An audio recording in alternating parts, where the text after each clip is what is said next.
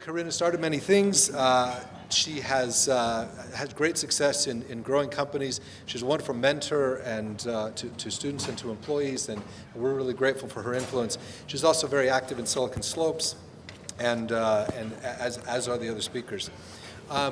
Jeremy was president and CEO of Skull Candy, grew that from 1 million in sales to almost 300 million in sales, obviously a massive success story.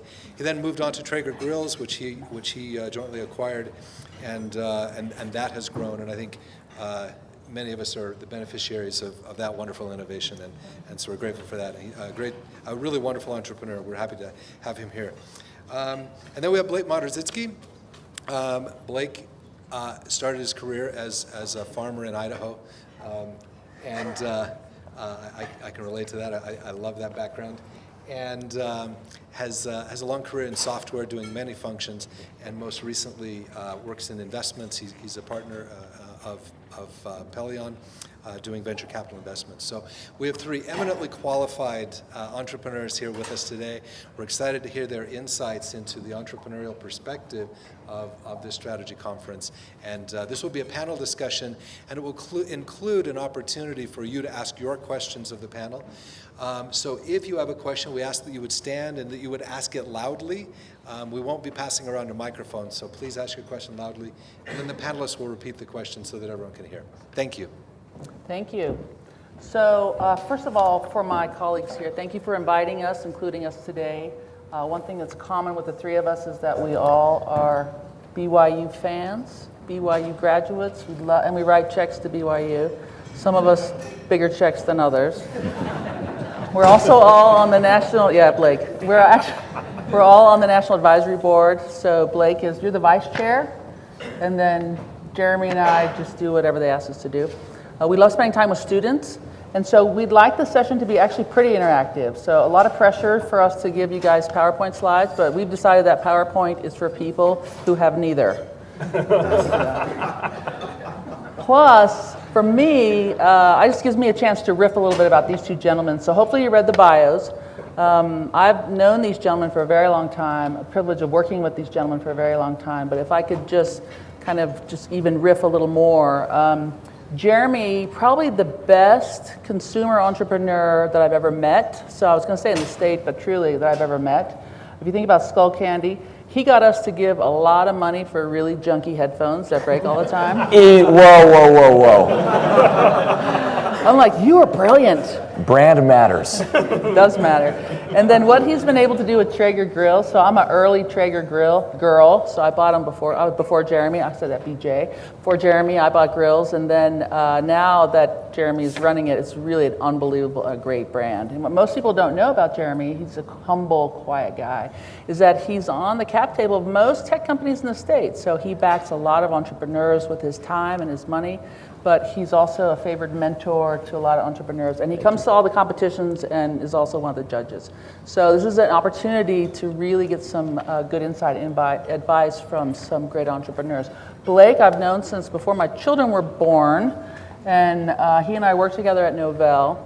Probably the best venture guy in the state. And I can say that as someone who gets brain damage when she has to raise money. Because it's awful to get seed money. It's awful, even if you have a great product and you've got a lot of people trying to give you money, it's just a horrible, horrible process. And we have more and more female entrepreneurs in the state, and they come to me and they're like, do I really have to talk to these people? And I always say, yes, but talk to Blake first. So Blake runs Pelion, and every time I have a deal, I talk to him first. Every time I have a job opportunity, I talk to him first. But seriously, one of the kindest, best venture guys in the state. But more important than that, these two great dads, great husbands, and what I love about them is that they honor their priesthood and they use their spirit and their testimonies to make this place a better planet. So, guys, I'm so glad that you're here today. That's nice. Okay, so we want to take questions all along, so it doesn't have to be at the end. For you guys, I want to know, to me, I've been in tech forever because I was that super nerdy girl who ate lunch by herself every day. Been there. And when people see me on Facebook, they're like, gosh, you blossomed a bit. Because, But the world has changed. So you guys have been there from the beginning, Silicon Slopes, because we work on stuff together. But what have you seen change in the last 10 years? So Jeremy, why don't we start with you? Because you're in the thick of it. Yeah. People don't know that. Well, so perspectives on a couple of things. First of all, in the world of consumer products, it is so much. It's so much easier to start a consumer product business. So in the olden days, you needed all of these capabilities around design, engineering, development, and then you had to figure out how to find someone to build it. And I remember the first time that I went to China, 14, 15 years ago, and it was not an easy place to maneuver. And I went over for 3 weeks looking for a manufacturer, and I'm in cars, for hours going from factory to factory and trying to find someone who spoke English and who had the right capabilities. And I think on the front end, the design and development, there are so many more resources that you can outsource. There's technology that enables that. And then on the back end, the sourcing, commercialization, China's really set up to support a consumer product And you entrepreneur. go there a lot, right? Because your last few trips, you're going there like you come back. I'm going there a lot, again. but when I go there, I'm there for 48 hours on the ground. It's incredibly efficient, and that's because the inefficiency required you to go to a lot of different places, meet a lot of different people. And then I think on the software side of the business, and it's hard to separate technology and consumer products, because whether they enable your products or they enable your business, they're there. And I see this in Utah with SaaS businesses, and Blake can speak much more adeptly to this, is that the need for software to enable businesses and the ability for entrepreneurs to quickly develop and ultimately scale software businesses, that's very different than what it used to be. And that is, again, part of what's driving this ecosystem in Utah. You don't need a ton of money, and you don't need a massive platform to build something. Well, and you and I always talk about consumer and software. It's coming together in so many ways. So we look at chat books to say, oh, that's a consumer company, but we see it as a software company. Absolutely. You even have a grill that's Wi-Fi enabled. We do. We always think about technology. Timberline, if anybody would like to pick it up. Yeah, by the way, who here cooks on a Traeger grill or is eating off a Traeger grill? Okay, thank you. That's awesome. Who here prefers a light hint of propane on your burnt chicken? One hand in the back. Fair enough. There's a consumer for every product. So Traeger is all about creating better tasting food, making it easier, and technology is actually a really important part of that. By the way, I don't know how we would have done 10 years ago what we've done today, and we've ultimately we're bringing all of the resources in-house on the tech side, but for a few years we outsourced it all. And we created a grill that has firmware, that connects to the cloud, that connects to software on a device. And we were actually able to do that in a fairly cost-effective way. And that's how the world of technology has changed. And as an entrepreneur, you can access those resources. It really starts with product market fit, and technology becomes an enabler that's just easier to access at lower costs than it was. And I can put a brisket on Saturday night in my Traeger and not break the Sabbath, but still check on it at church from the Wi-Fi. When you go home and you check on the brisket and you come back to church smelling like smoke. Yeah. Apparently that's bad. Yeah. But see, that's my job, because I got to go home and check the score while I'm checking the roast, because my wife is in Relief Society. You can do it all from your phone. You're killing me. They might The change that LDS access is terrible, by the way. this weekend. Conference Terrible. tomorrow might change it. So you've been Not that there are any rumors floating around about that. friends in low places. Yeah, we're going to 2-hour church, right? Y'all heard that? Wait, I have to Sunday go school longer? is on Fast Sunday. Priesthood is once a month. Stop it. Okay, so Blake, you've been at this a long time. I got to get it back together. See, this is what the three of us know each other for so long that like we don't even know you guys. Why do are I there. feel like I'm echoing? Oh, entrepreneurship. I forgot about that. Okay, that's right. So Blake, you've been at this for a long time. You started, well, when you were a potato farmer. I forgot about that part. But you at Novell, you were running biz dev, so buying a lot of companies. So you cut your teeth on a company that had $1 billion in cash, and you could buy whatever you wanted. And I was the receiving end of that. Like, how are we going to integrate this into the tech? So you've seen a lot of change. Yeah, so I've been doing this since 1996. And do I get an echo or is it just me? There's an echo. Okay. But it sounds good on you. Sounds good on me. So I think there's a couple things to keep in mind. When I first got into this business, especially in Utah, the mindset was I can start a company, I can grow it, I can sell it for $30 or $40 million. Now, on the surface, that sounds fantastic, but as a VC, that's like super uninteresting. I'll share one little story. So I have a very good friend of mine who came to me to raise money and loved his idea. Our takeaway was, look, this company's going to the headroom in this company is not very big. He said, look, $2 million, you can buy 20% of this company. Sounds like a great idea. We passed on it, and he was not very happy with me, and he's a good enough friend that he could call and kind of yell at me over the phone, and so he did, and I said to him, look, when you sell this company, I'm more than happy for you to call and tell me I told you so. So roll forward, 2 years later, he sells this company for $25 million. Okay, so I would have made $5 million off of that deal. $2 million to $5 million in 2 years, fantastic return. But for me, it sat inside of a $120 million fund. Does not move the needle for me. Another company where we invested $8 million into it, took them public, returned $200 million to my fund. There's the contrast. And so, I think the evolution of what has happened is that idea around, gosh, I can build a $1 billion company. And so there's that aspect of it. There's also this evolution of what's gone on from an entrepreneurial standpoint, where you have second and third time entrepreneurs. So if I look at what's happening in the state today, there's a lot of people to be given credit for it. There's great things happening at the universities, happening with other entrepreneurs. But I think there's that mindset around, look, I can build a really big company versus, I'm just going to build something for $20 or $30 million, because that's tough to get a VC excited about it.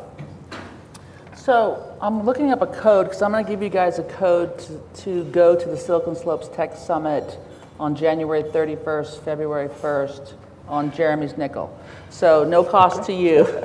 I'm going to give you a code. I forgot that I had this code, so I'm going to give it to you. It's for BYU students. We want you to come to Silicon Slopes because I know there are a lot of entrepreneurs in the audience, and I know there are a lot of people who have ideas, companies they'd like to build. And it's great because you have this wonderful opportunity to have access to entrepreneurs like these guys, but also to learn from our mistakes so that you can go a lot faster. So Jeremy, what would you tell these entrepreneurs while I'm looking for this code, that a mistake that you learned or advice that you got that was like, gosh, that has saved me? So boy, mistakes. Where do I start? I think the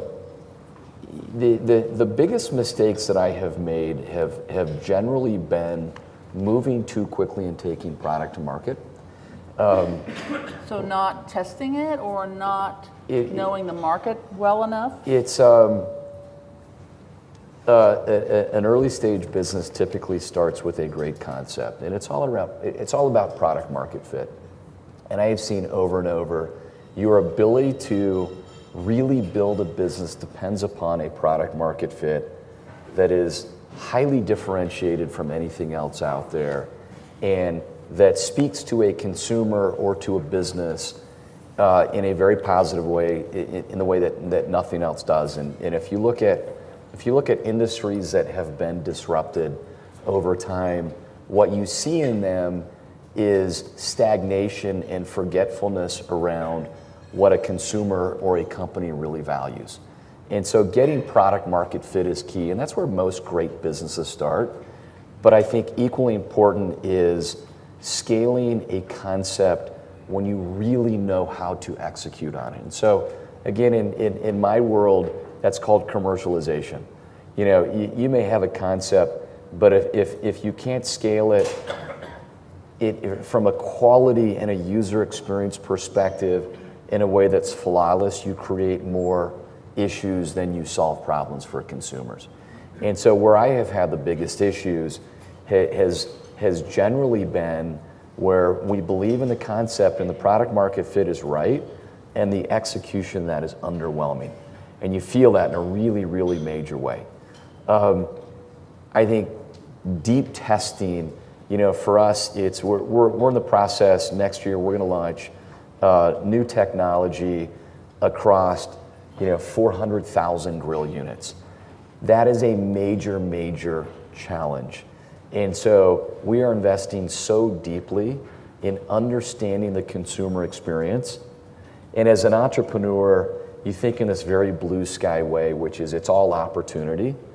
I think it's really important to balance that with a healthy level of skepticism around what can go wrong when you launch. So don't believe your own press, right? You can't. Don't believe what the investors tell you. Don't believe what your mother tells you. All wife, of the above. Your husband. You have to believe all of those things. And an entrepreneur, and from a strategy perspective, you really have to believe in where you're going. But you got to wear a second hat, which is how do I test and iterate on all of the things that can fail? And what you find out in companies, it's that everyone believes in what you're doing and nobody wants to be the contrarian. But I think you have to be willing to look at your business from that perspective. And you live this, because if you follow Traeger Grills on social media, Jeremy has, I don't know how many you have, thousands of ambassadors that not only represent the brand, but you bring them in a few times a year, plus you go visit them. And like Kendrick or like Diva Barbecue, I know. You are like on the inside. You and like Carine Clark, although we don't pay you. You listen to them, like they say, hey, Jeremy, this like when the weather drops below 0 degrees, the pellets jam up in the container, right? I mean, they're always feeding you intel on your stuff.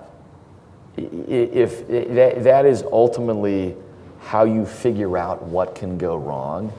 You live in habitat with your customer, with your consumer, and you know them so well, and they have given you so much information. They may not give you all the answers, but they give you all of the parameters of what success looks like to a consumer. So you would say to these guys, make sure that you build that for yourself. Get it right. People that you trust that will tell you the truth. Yes. Courage over comfort, right? You're welcome. That's for you. Well, and I would just add to that, and feel free to write this down, by the way. Not every idea is a good idea. Just because you build it, doesn't mean you should. If I look at like the journey with an entrepreneur, and by the way, it works for all of us, is sometimes they get like so passionate about something, and failing fast is okay. Failure is good. It's like smelling salts. It kind of clears your head. Just because you have an idea, test it, make sure it works. I'm sure Jeremy looks at a product roadmap that has thousands of things on it, and he has to pick 2. And so, all those other ideas might be great ideas, but they're okay. And so, when you think about building a business, make sure you poke at the fact that. Is this a lifestyle business? Is this a venture business? Is this something I'm going to be wanting to do in 10 years? All of those questions. And by the way, if it's a lifestyle business, I've watched lots of people do really well with lifestyle businesses. Those are okay too. I agree. This is actually one of the pieces that when you talk about strategy and how do you test strategy before you then invest in all of the components of execution behind it, you really do need to be able to measure customer response to what you're about to invest in, whether it's B2B or it's end consumer, because you're right. I can't tell you how many entrepreneurs sit in front of me and have a concept that I hear and I say, that is a terrible idea.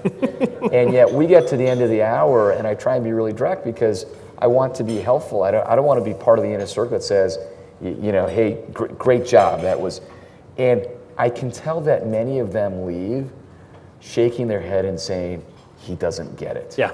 And so I do, so much investment, whether it's software or whether it's a hard good consumer product or it's a consumable and you're building a brand, there's so much that goes into the execution that your ability to test your strategy, test your messaging, test your product before you make deep investments behind it can help you a lot. It goes back to this adage of fail, failure fast, as opposed to getting committed to a strategic roadmap and getting very far down it.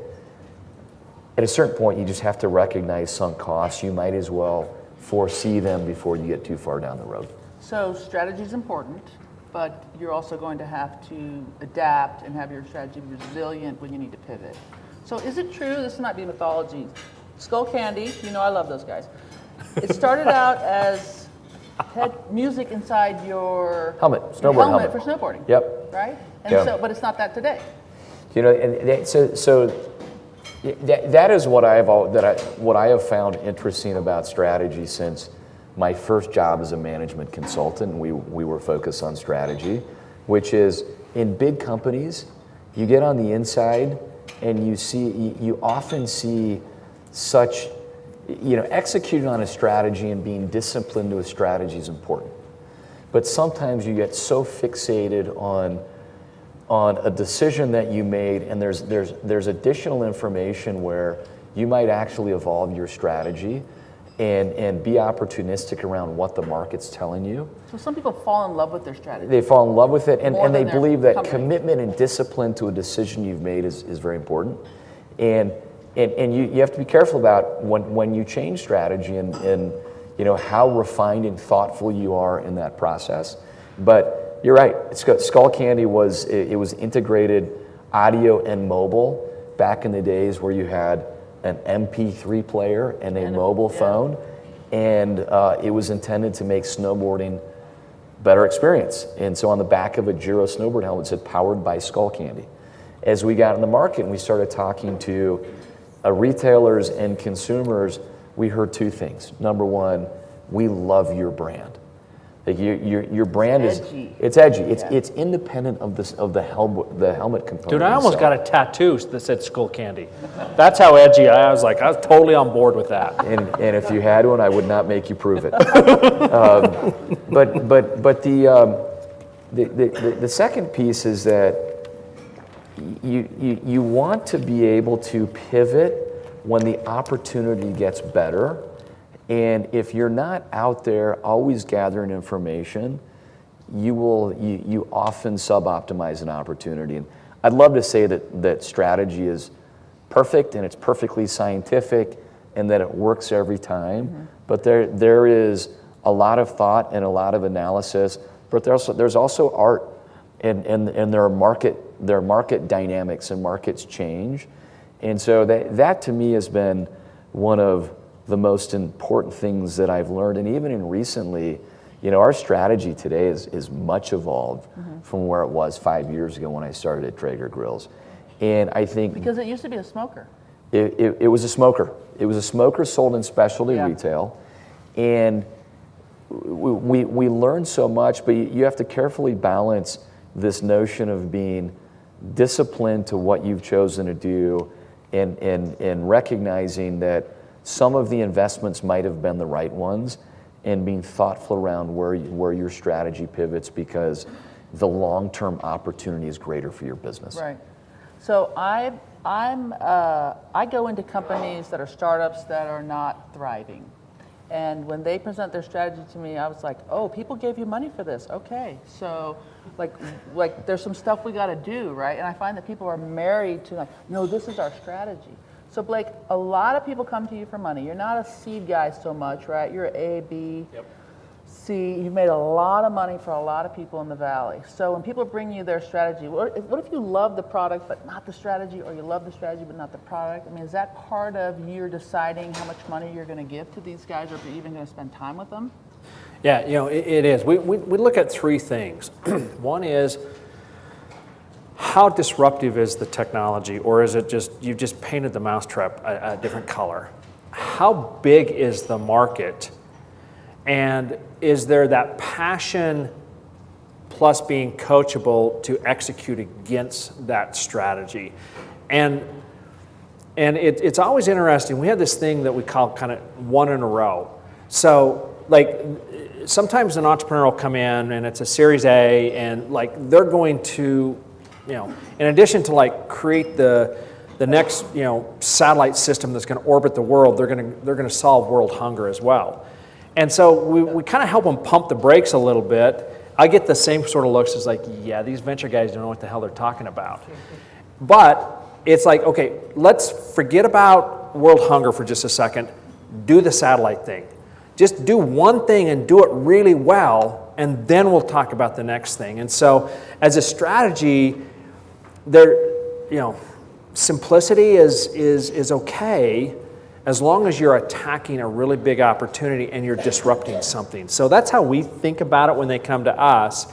And if they're kind of all over the map and they're really passionate about this and this, and you, by the way, you can tell that in an hour.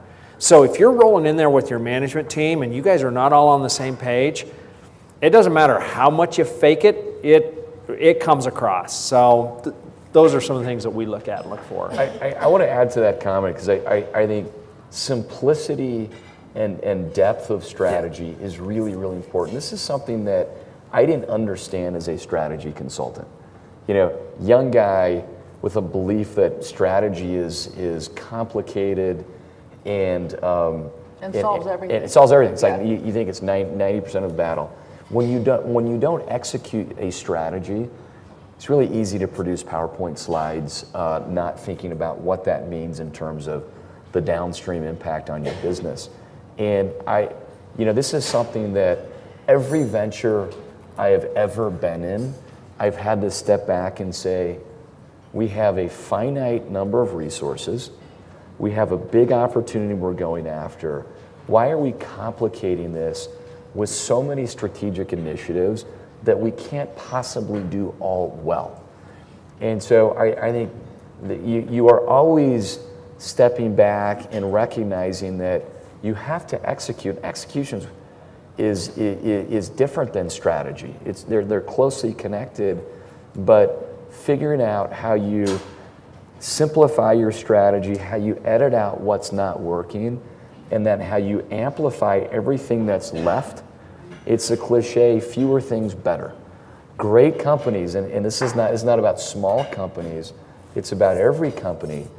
When you look at brands or businesses that you admire, one of the common threads is they do a few things really, really well, and that's rooted in strategy. If you only sit in a strategic seat, you can forget that that strategy only matters to the extent that you can very, very methodically execute on it. Right. So I was here last night for dinner, and one of the things when I was talking to some of the students and some of the graduates, one of the things I was concerned about is that the thought that strategy uber alles, right? Strategy over everything, but with no real discussion around culture. So there's this debate ever since we were kids, like strategy or culture, strategy or culture. So Blake, you see a lot of companies where you have to look at both sides of this coin. Which is more important? Yeah, it's actually, it's like, which is more important, your spark plugs or your tires for a car? And so the reason I say that is, if you don't have a sound strategy, you're going to have a sucky culture because people are just not going to be excited about what you're doing. If you have a great culture but don't have a sound strategy, well, that culture is going to erode quickly because your people it's not going to be fun. Winning is fun, and what I mean by winning is like moving the ball down the field. So I would say that you got to have them both. There's things that are important in each one, but if it's only strategy, then then my question is, so why isn't anybody having And fun and culture are two different things. Fun is meaning you get up in the morning and you look forward to coming to work. And look, there's good days, there's bad days. It's going to suck. It's going to be great.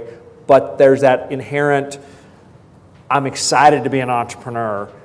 If that's not there, so I think you got to have them both. You got to have spark plugs, you got to have tires, or you're not going to drive your car. So Jeremy, you've seen both. You when you took over Traeger, I was like, well, has he lost his mind?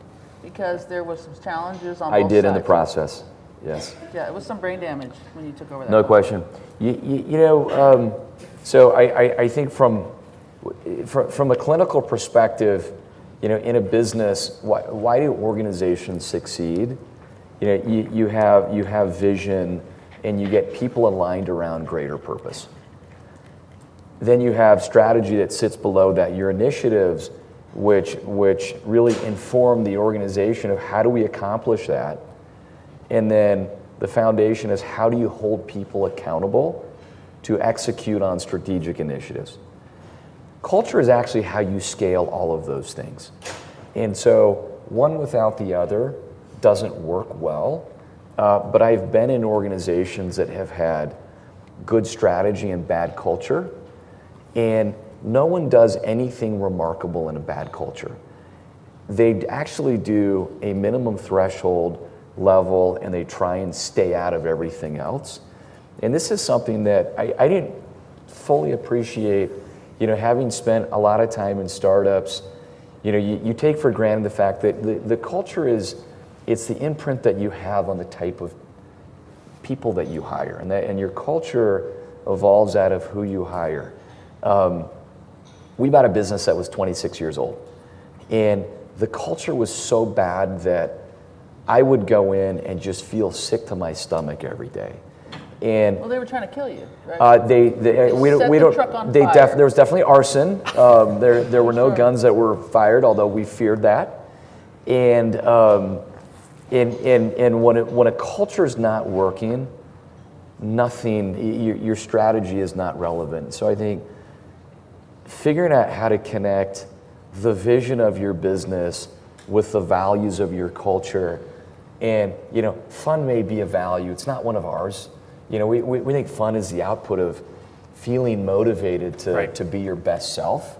That's ultimately like fun's different, and I actually think a lot of companies they confuse fun and culture, and they forget about accountability and people development, smart risk taking. But I think when you connect your vision and your strategy to the values of your culture, that's ultimately how you scale the execution and decision making in your business. And don't you think that's the only way you can go fast? It's the only way you can go fast. You can't stand over people and answer questions and make decisions for them. If they know what you believe in culturally, then they know what the execution of your strategy looks like. I mean, I'll give you one example. So this probably been about 18 months ago. We had one of our companies where, I would say it's doing well. Wasn't doing great. There was some pivoting that needed to go on, and we're sitting in a boardroom, and they're running low on cash, and we're having this conversation around how do you get from A to B? Well, you're going to need some more cash to get from A to B, but we got to go prove some things off, and the burn inside of that company had to heat it up. And so as the guys with the checkbook, our answer was, all right, totally get it, but what we need to do is we're going to have to lay off like 10% of the company. And the CEO, you could just see him turn inside out because he was so worried about what that would do to the culture inside of the company, what that would do to the perception of the company outside of the company, and would we have all of these dissenting employees and all that sort of stuff, and people would be running for the doors because we're going to lay off 10% of the company. And I had to sit with him and say, dude, it's okay. Honestly, there's probably 10% that's underperforming anyway, and so there's just the Ray Norda era of Novell. Every November, guaranteed, he's cutting 10% of the company. And we're all doing well. It's just kind of how he kept things going. Now, there wasn't a fear factor associated, but he was so at angst. Well, we got through it. We were able to fund the company more. There was this minor pivot in strategy, and today that company is growing at 100% year over year. and people can't like go to work for it fast enough. But it was that, sometimes it ratcheting back a little bit and making some adjustments, not a bad idea. I think that it's sometimes easier to see that from the outside in.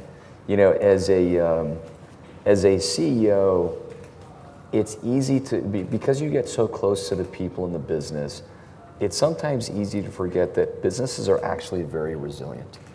And whether it be pivoting your strategy, fixing your culture, fixing performance by letting people go, whatever it is, I think that one of the great lessons that I've learned, and it applies to all areas of the business, is always do the right long-term thing for the business. You'll get through the moments that are painful, whether they be strategic pivots or personnel related. But if you always think about what is right, you don't fear short-term business interruption, because organizations, businesses are very resilient places. And you always have to do what's right. You do. And it's usually the hardest thing. So the other thing that happens with startups is that the people that you attract when you first built the company are not the people that are going to be able to take you to the next level of the company. So you guys have seen that in the companies that you've invested in, that especially if you hire your brother and your sister and your mom and your dad, like they're not going to help you get to the next level, and that's a hard thing to do. But don't you think a lot of entrepreneurs resist making those personnel changes, and so you end up replacing the CEO because they can't. You've invested and they can't get to the next level. The scale is what a lot of people struggle with. A lot of entrepreneurs struggle with being able to scale to the next level. Yeah, look, there's a couple things that are just like huge red flags. One is your cap tables are littered with family members, people who are not helpful to the business, and so there's that cleanup aspect there. And Carine's right. There's a scale factor. I give a ton of credit to, especially first-time entrepreneurs, when I look at kind of the advisors they have sitting around them. Carine mentioned that Jeremy's on a lot of cap tables. Look, he's on some of ours because those entrepreneurs realize that advice from Jeremy or Carine or somebody that's been there and done that, super helpful, especially if I'm a first-time person. And so, understanding that as a venture guy, my job, I work for, I have a set of investors that sit behind us, pension funds, sovereign funds, family offices. That's who I have to answer to. And by the way, if I screw up, they don't support us anymore. And so I look at it from the standpoint of, okay, I have a fiduciary duty to my investors.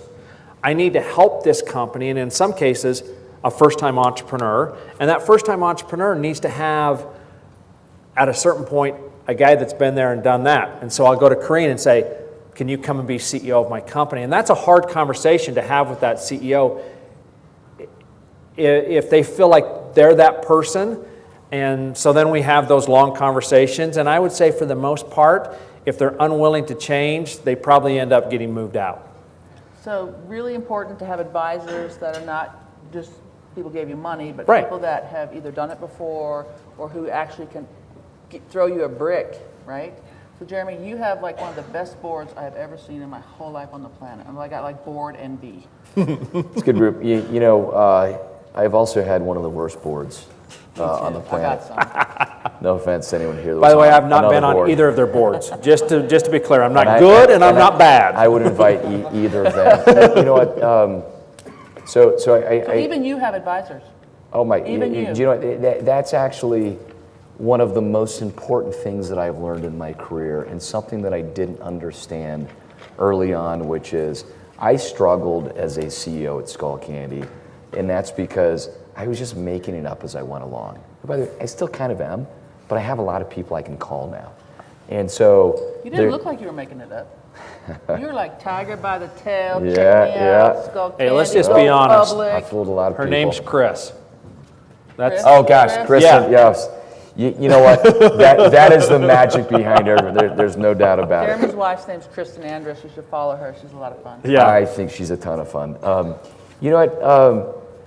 I struggled, and by the way, these are some of the pieces of advice that you can get from someone who sits outside of the business, but understands the business and its nuances a little bit better. So, your last question, you were asking about businesses that outgrow people. Well, strategy is long-term oriented, and it takes a long time to configure resources around strategy, and people is such an important part of that. And I have a board member currently who was the number 2 at Under Armour from $50 million to $2 billion in sales. And I invited him on the board because he is my mentor.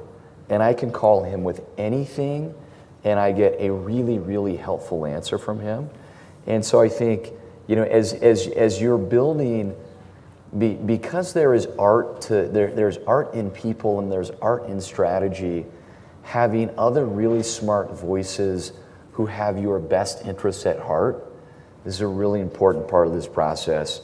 And I gotta tell you, when your phone rings and it's a board member, the difference, or an investor, and they oftentimes are one and the same, the difference between feeling anxiety or feeling like this excitement for whatever substantive and spirited discussion that you're about to have is really important. And so, a board will never totally understand the nuance of a business, but I sit in board meetings, and our board has really interesting perspectives on our strategy, not because they know everything about wood pellet grilling, but because they've seen patterns in how strategy plays out over time. Well, the struggle with boards is that they're not in the business, right? You meet with them once a quarter, you talk to them once a month, whenever.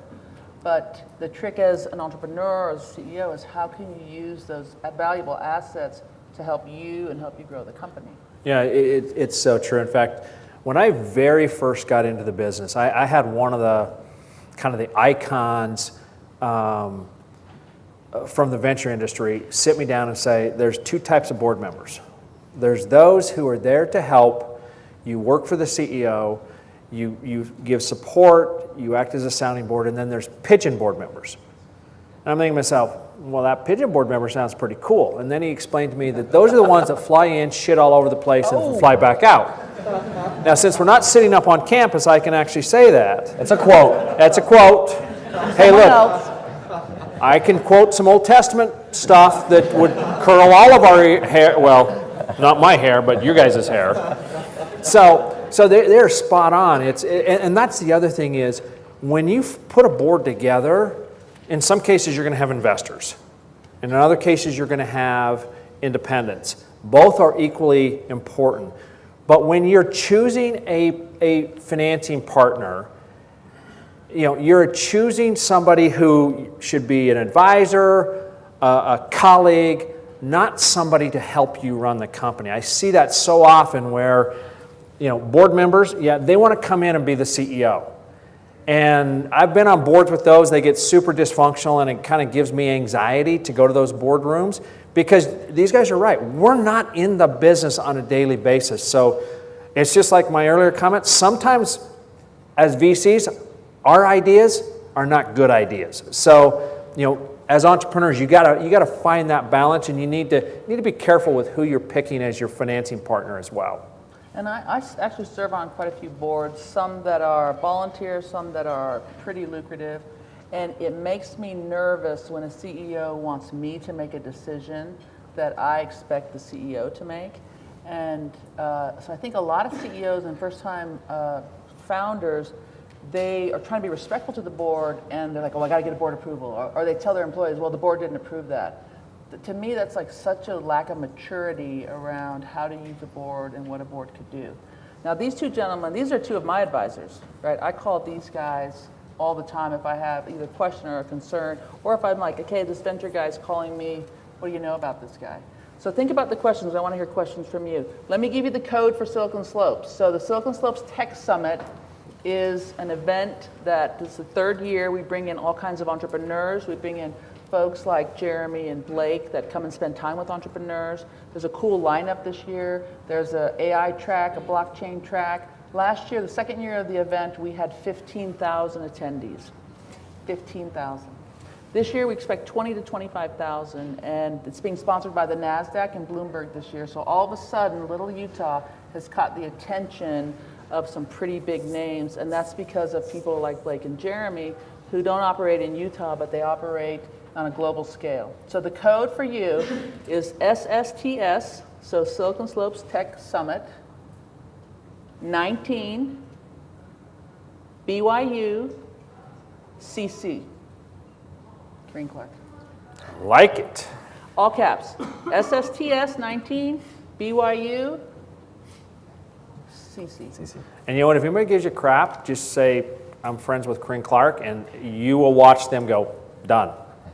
You won't get any crap. Only girl up there. It's all right. But we want students there. We want you there because the conference is better when we have a really diverse collection of folks. But I love having BYU students there. I love having all students there. So I've actually got 5 universities that I'm inviting.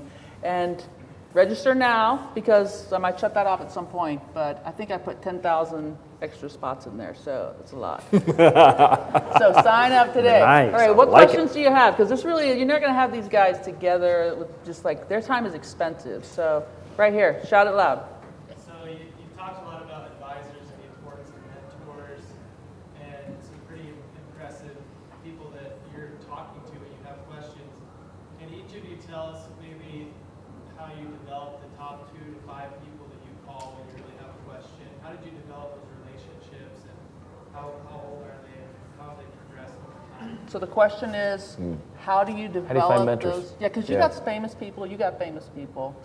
I got people that are afraid of me.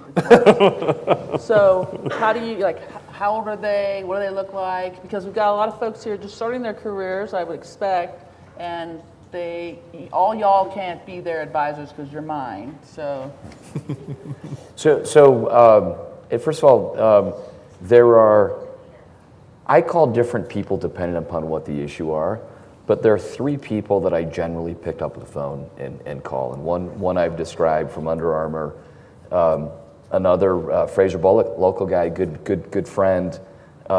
I cold called both of these I people. was going to say, didn't you just call them and say, hi, you don't know me, I but cold I'm a called big them deal. both, and we became friends, and they became helpful. And another guy, I play tennis with every Friday morning, and I just keep. And they're all different. They're all very different. He's younger. He's venture capitalist, and I just keep an ongoing list on my notes on my phone of things that I want some perspective on. When it gets specific around topics, your network grows over time, and ultimately your network is, it's just people who you know and who like you and trust you. And my experience has been that over time, those people always pick up the phone to be helpful. You know, early on, it's a good question. How do you build those? You know, you have a lot of conversations, you ask a lot of questions, and you start to see relationships form. And I think gravity creates the mentorship over time. And Plus, I think, especially for both of you, when you meet people, you never act like, oh, I'm a really big deal. You guys are both really humble, and the people that you're talking to, they see your passion, and they want you to be successful, right? So it kind of filters out. It does, and I feel the same way when someone calls me. I mean, it truly is. When you're in a tough spot and someone helps you get to an answer, there's so much, building a business can be stressful. There's so much gratitude for that when someone calls you and is genuine and has been thoughtful and needs help, you can't help but pick up the phone. Especially if they're efficient. Right? If you send a manifesto to someone, they're not going to call you back. Yes. Yeah, I mean, when I first got into this business, I had a couple of guys. There was a guy named Jim Schwartz who was the founder of XL Partners, and you know that they were the first money in Facebook, and a couple others. And and I went to him, and I was pretty honest. I said, I don't know what I'm doing. I mean, when Eric Schmidt asked me to run Novell's corporate venture fund. First of all, I didn't know what it was. Second of all, the internet didn't exist, and so I drove to Barnes & Noble and bought 2 books on venture capital. Wished I could still find those books, and that's how I started my venture career. But I discovered early on that when I heard Jim's story about how he started Excel, I mean, it was pretty powerful. And so he was like motivated to be helpful. But I also learned that if you give and don't expect anything in return, trust me, you'll get a ton of stuff in return. So as I look at my interactions back then, and even my interactions today, when I have people who I know that the only reason they're calling me is because they need something. They're constantly taking. We call them takers. That's hard to kind of get motivated and excited. But if you contrast that with, like, there's people who come to see me that I know that they're givers. You can tell. If you're a giver, you'll start to forge these sorts of relationships and foster really good mentors. I still seek mentors, and I'm the oldest one up here tonight or today. I don't know, I'm in my 50s. You could be the oldest. I'm not so. I know. So that would be my take, is spend time thinking about how you can be a giver and not a taker. Yeah, and it really does, my experience has been, it really does evolve over time. Early on, my dad was always my advisor. I called him all the time, and then I graduated from business school, and there were a couple of professors that I would call. And this forms over time, and I think it is so important that you are willing to take time to be helpful. It really does come back around. And I think don't be afraid to meet people, right? So I mentioned courage over comfort. You're going to go to this Silicon Slopes event because I gave it to you for free. There's going to be people there that you would never actually have access to in your regular life, right? Go to their sessions, meet with them, talk to them, introduce yourself. When people come to me and say, I want you to be my mentor, for me, I'm like, I'm out. Because I have so many people that I already mentor. But if I'm working with someone who is giving back, who I see helping other people, because guess what, we can all be mentors, and I see the potential in them, I go out of my way to make sure that they have what they need. And a mentor is someone, whenever I call these gentlemen, they pick up on like the first or second ring every single time. And they're busy guys. So you need those people in your life who are going to be able to throw you a brick, but also introduce you to other people. Okay, more questions. Let's go way back there. So you're talking about, like, what do you give? Talking about being a giving person, how do you give something to someone who's got everything, right? Like, being like a small-time entrepreneur, it's like, how do you go and give something to someone who's on a bunch of boards, has a successful company? What do you recommend? So the question is, we've got folks that are starting their career. You guys are a really big deal, drive nice cars, not you. How do they give to us?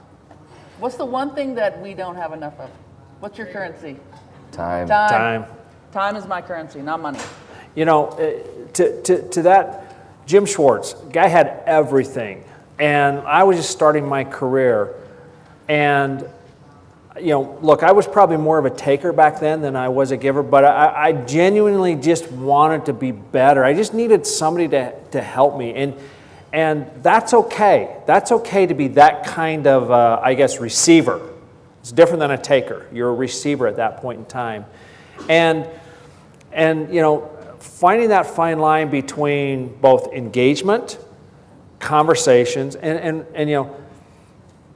trust me, the three of us are going to talk. If you were to come and see all three of us, we'll talk because we're friends with each other. And so, it's okay if you're starting your career or young in your career to just seek out and say, look, I want to be a mentor. And I went and chatted with Carine. I'll give you a good example. So I hired a woman to join my team. And one of the things she wanted to talk about is, what does it mean to be a woman in the venture community? And that's a really weird thing. And, and it's a tough thing to do. And so I called 3 or 4 people, including Carine, and I just said, will you take the time? And, that person came back to my office, and, man, I don't think her feet have not touched the ground because of what she received by a 30 or 40-minute conversation with Carine and some others. And so, there's giving and taking based on kind of your network that you have sitting around you. And I know Carine was doing me a favor, And that's okay, because the person that was the big receiver, the giver here, was Carine, but it totally helped one of my people in my firm that, like, she's just like, you know, her career's taken off, so. But it's also important to me because there are not only not enough women in the venture community, there are no women in the venture community. I mean, there's like, I know of 2 that I've met with, and I've met with hundreds of firms in my career. And so when he calls me and says, look, I've got this great employee, terrific potential, great pedigree, and still is not seeing what she can be when she grows up, because a lot of times you can't be what you can't see. I'll always take the call from Blake, I'll always meet with anyone he wants me to meet with, but I also, was important for me to have more young people, more women in the venture community. Yeah, gosh. Okay, yes, sir, right here. Thank you. So I would like for the 3 of you to comment on a hypothesis that I have. So it seems to me that the fundamental concern that really the whole conference is dealing with, but even specifically us, is that fundamentally organizations are about adaptation. And entrepreneurial organizations, they face adaptation in a more serious way than a mature organization does. So my thought is that the word strategy has so much baggage that comes with it. Aren't we really talking at its essence about how organizations learn? Not just even how the founder learns, but how that founder creates an organization that's able to more effectively adapt than its competitors. Boy, that is.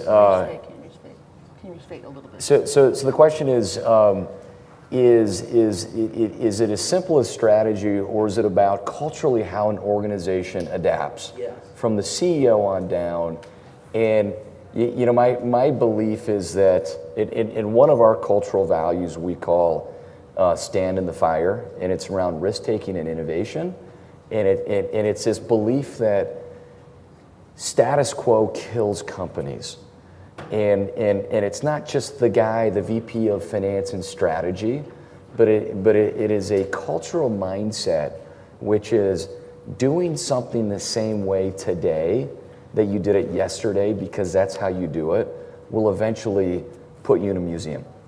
And you know, we really believe in asking ourselves, not only is there a better product, but is there a better process? Is there a better way to do this? And questioning the status quo in some organizations is not well received. In ours, it's like, you have a good idea, and it's different than how we're thinking or what we're doing. We welcome it, we embrace it, and ultimately great strategy is the ability to see the world through a different set of lenses than you know, this herd mentality of, you know, we think about things the same way and we don't adapt. It just, there are 1,000 examples of companies that have died because of that. And I think it's not just, it's an entrepreneurial concept, but it doesn't just belong in small companies.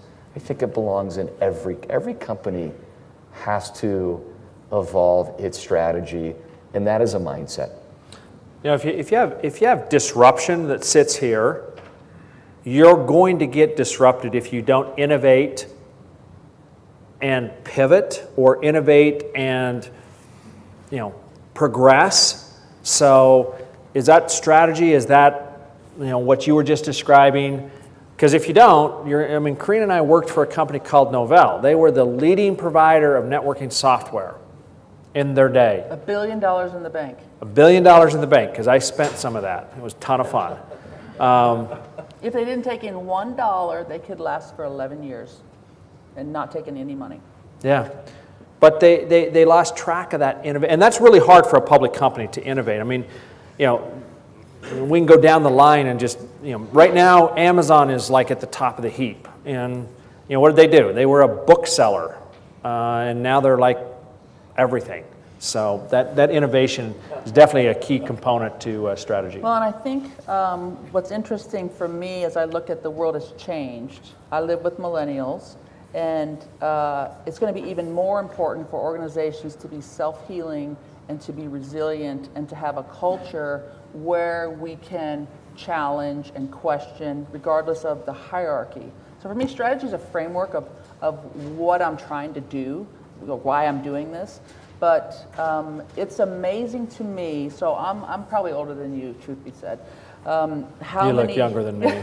How many businesses don't get it? So I'll give you a specific example. I just came back from a very large conference for healthcare. So my company Banyon is in the healthcare space. We're a disruptive technology, but we're actually solving a lot of problems. And this was, think of traditional provider healthcare. So the leadership of those companies, these are very successful gentlemen for the most part who have been in healthcare, running all kinds of interesting medical insurance for people like us. And there were 3 millennials that were presenting their ideas. They're entrepreneurs. I just loved these kids because they had built apps and pretty disruptive. The audience didn't even pay attention to them. They were so dismissive of what they had presented. So when the feedback session, I was like, y'all missed it. Well, the even more concerning thing was that there was a whole session on technology. There was a guy from Bain there, a bunch of very cool guys there. And they had decided that technology is not really a thing and that AI is never going to really be disruptive. And I was in the back, like I was breathing out of a paper bag because I was thinking. I hope not. I got a bunch of AI companies. No, I love AI. I mean, what I'm saying is they were wrong because in their eyes, AI is going to take away the doctor. They don't get it. And I made this point when I was presenting, when I was speaking, when I finally got their attention. Yes, there's a girl with a question. Is that you're thinking of AI in the wrong way. AI is a way to take data and information and solve for problems that we can't figure out ourselves as humans and take away some of the unelegant tasks. So it frustrates me that our hospitals have the most technologically advanced tools in the hospital, but no chief security officer. That because of IoT, some hacker, some kid could go and take control of the machine that's giving me chemo, right? So they're not looking at it the right way. There's a company in Park City, I love this company, Park City, Utah. It's an AI company. You're not going to know anything about them. If you come to the Silicon Slopes Tech Summit, he's going to give a keynote. And he's got the best beard. Wow. By the way, I'm going to go up and see him this week. Oh, excellent. No, next week. Yeah, so I'm a person that lands planes. So I love this guy, and I love Blake, and I'm like, okay, you need to meet Blake. His name is Damian Patton. His company is Banjo. And his mission, and his company's mission, is to save lives and end human suffering, right? They're not a hospital company, they're not a healthcare company, but their job is to end lives. Save lives. My job. Save lives and humans. Don't tell him I said that. Save lives. And Now she's talking like a VC. daughter of a combat heavy brigade commander. Explains a lot. His technology, AI technology, 7 years in the making. The reason you don't know about it is because he can build faster underground. His technology was able to pick up the Las Vegas shooter and contact Mandalay Bay before 911 was notified. And he does that with public information. So he's the largest consumer and manipulator of information for Amazon, for AWS, because he pulls all this information. You're going to love him, I promise you. Yeah, you're next. I've introduced him to the governor, to the senator. I'm like, I can pick you up. You right up with me. You should go, because seriously. And he's this great entrepreneur who had an idea that knew that it would be disruptive to a lot of people and also knew that this technology in the wrong hands would be a problem. But he is saving lives, and he's using AI to do it with just data that exists in Waze, cell phone. Most exciting tech company in the state, says me, but he didn't let anything stop him, and so it's going to be disruptive. Ask Sears, ask Kmart, ask these companies. I mean, why did Walmart buy Jet, right? You notice they just bought a women's clothing company, they bought Bonobos, they're buying all these brands to create another company that's not the Walmart brand, but their own, because who they're going up against? Amazon, right? Yep. Okay, one more question. Who really wants to ask questions? Like somebody throw themselves up, because I can't pick. Okay, you right here. I just a question about culture. I wanted to get your thoughts and experiences on what you've done to intentionally create and shape the culture of the young company. So I've got some stuff. You want me to start, and then you guys Yeah, go? yeah. So I'm a big culture person, meaning that we should be in a place where we actually like to be there. And culture to me is not, not pool tables and breakfasts and all these other things. Culture to me is how do we communicate? So when I go into a new organization, the first thing I do is meet with every single employee for at least 30 minutes. And because you can learn a lot by talking to every single employee. Because most of the time the board's telling you what to do and the investors are telling you what to do and the executives are telling you what to do. But I talk with every single employee.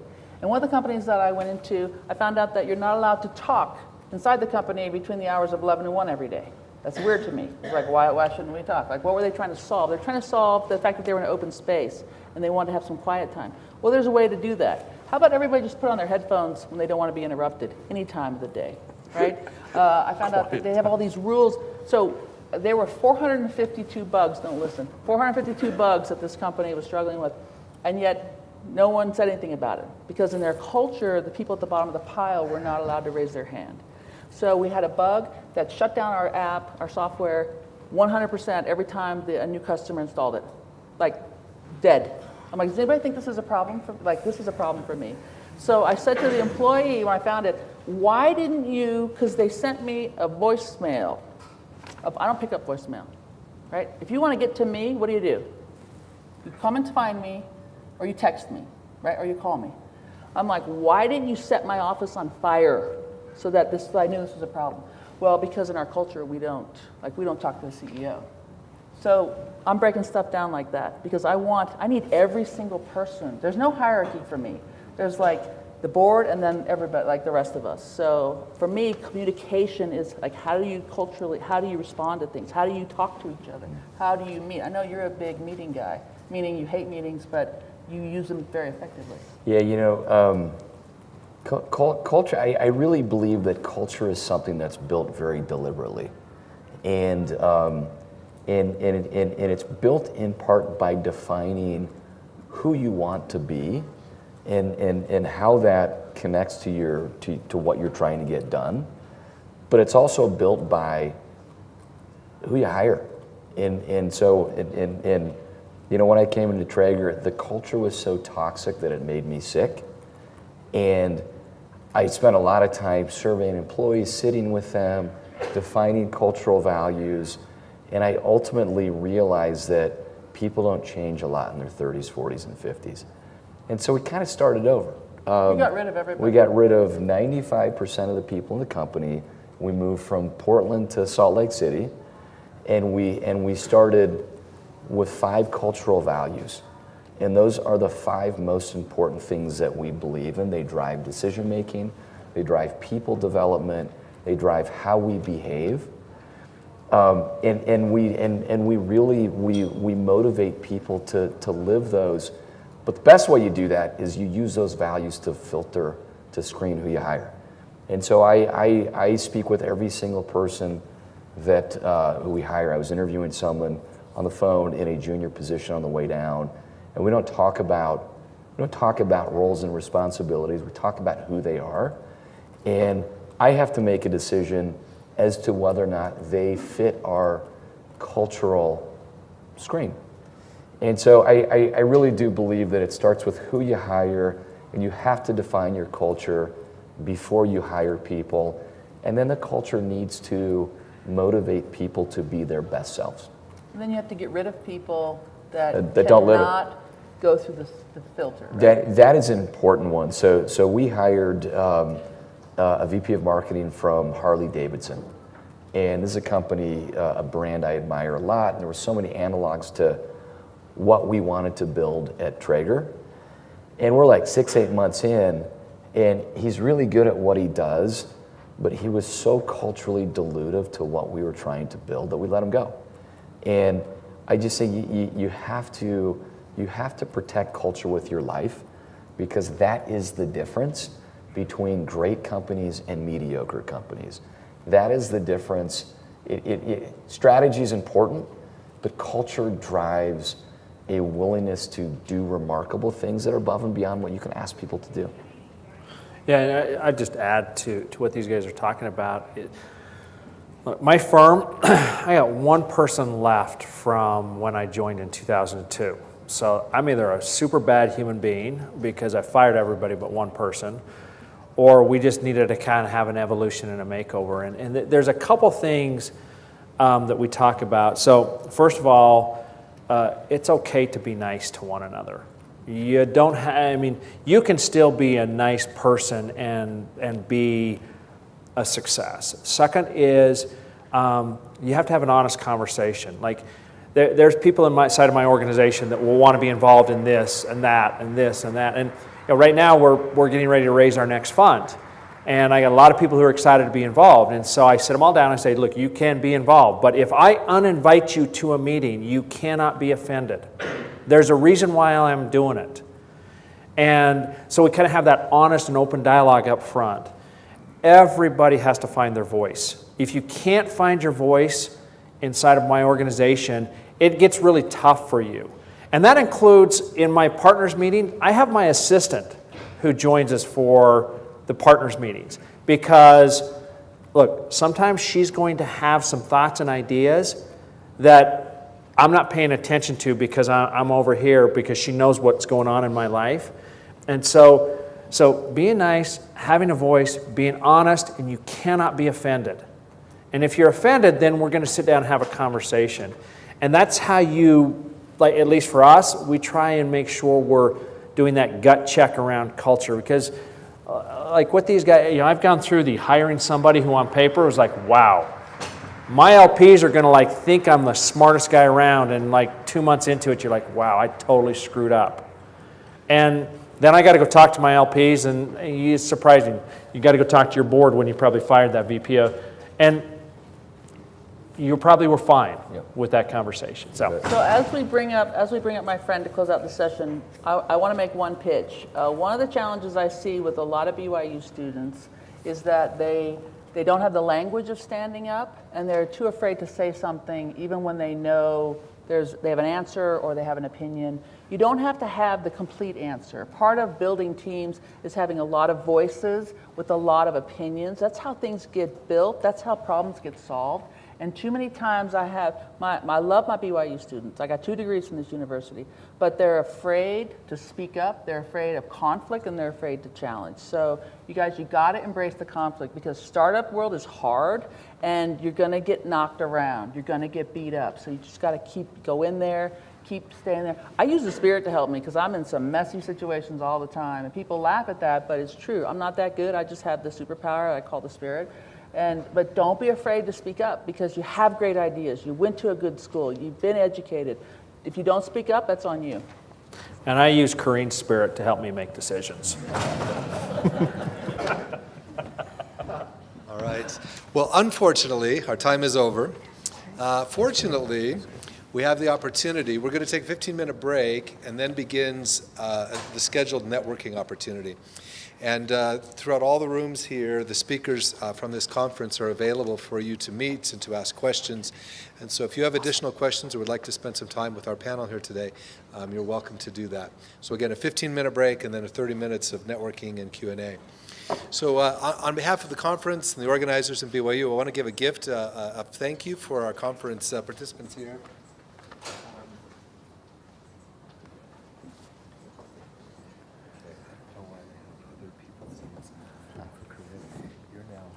Of BYU. Perfect.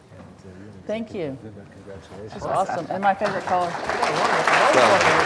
Thank you. Good job, Malcolm.